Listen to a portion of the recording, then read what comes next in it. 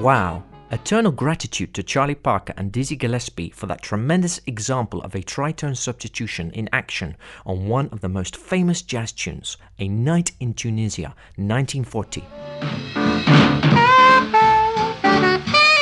It is widely known in jazz theory circles that the third and the flat seventh of a dominant seventh chord are the defining notes of the sound. And as such, it could be said that they are the most important, apart from the tonic, of course. Let's have a look at the chord of G7, the third is B and the seventh is F. And now with the tonic G below.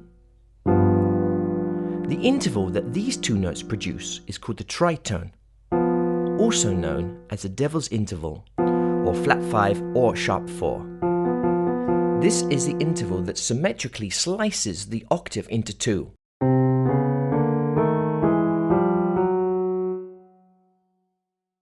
It is quite a dissonant, unstable sound.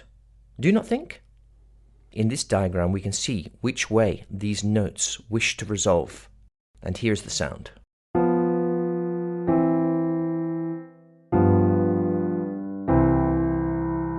Now let's look at the cycle of fifths and hear what these seventh chords sound like.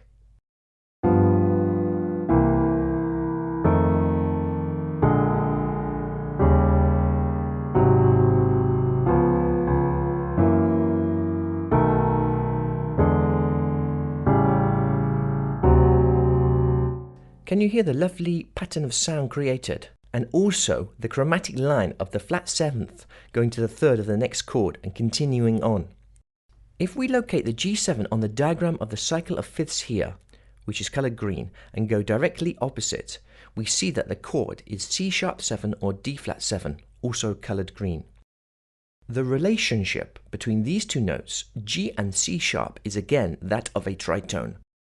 The third of D flat 7 is F, and the flat 7 is B.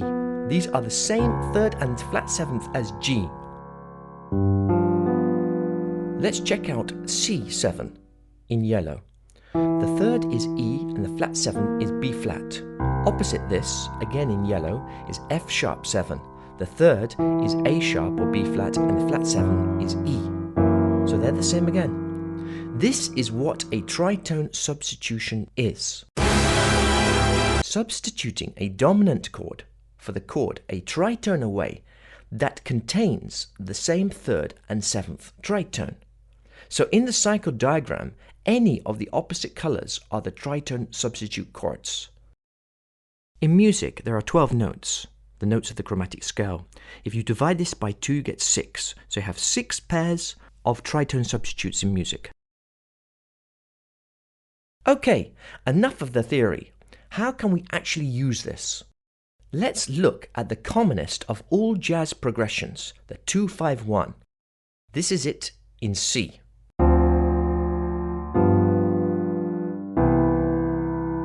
Now let's substitute the D flat 7 for the G7.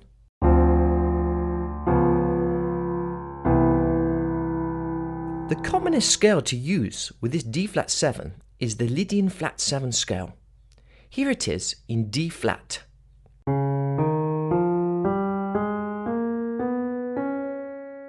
You can see it is a Lydian scale with a flat 7. In this next example, I'm going to play D minor 9th, G13 and C. And then I'm going to play the same D minor 9 and then D flat 9 to the C major to bring out some more colors.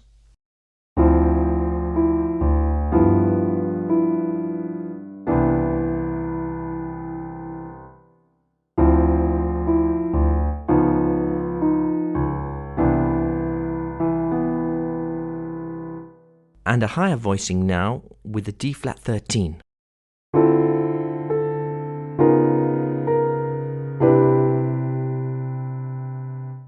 Now let's try this tritone substitution with some melodic lines and compare and contrast this sound with the regular dominant 7th sound.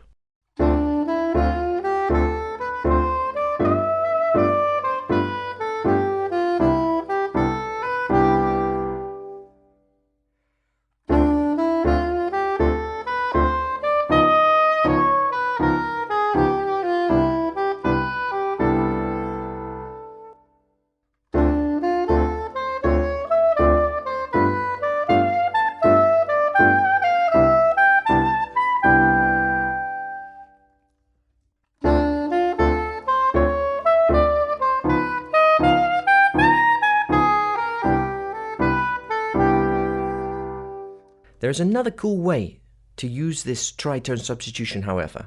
You can superimpose this tritone sound over a regular 2-5-1 using a thing called the altered scale. Sounds a little painful, right? Actually, it's not at all. In fact, we have already seen it. Going back to the D-7 G7 C, this time on the G7, we will not change the bass note or the chord. We're going to change the melody notes above. We're going to play this D flat sound on the G7. And when we do that, we're going to relate those notes to G7 now. And the scale that we're going to use is called the altered scale. Let's have a look at that. You can see that this is the same as the D flat Lydian flat 7 scale.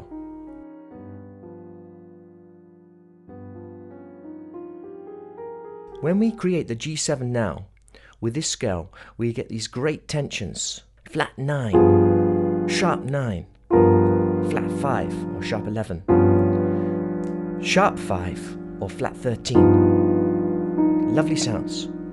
A great example of this in the tune is the bridge of Invitation.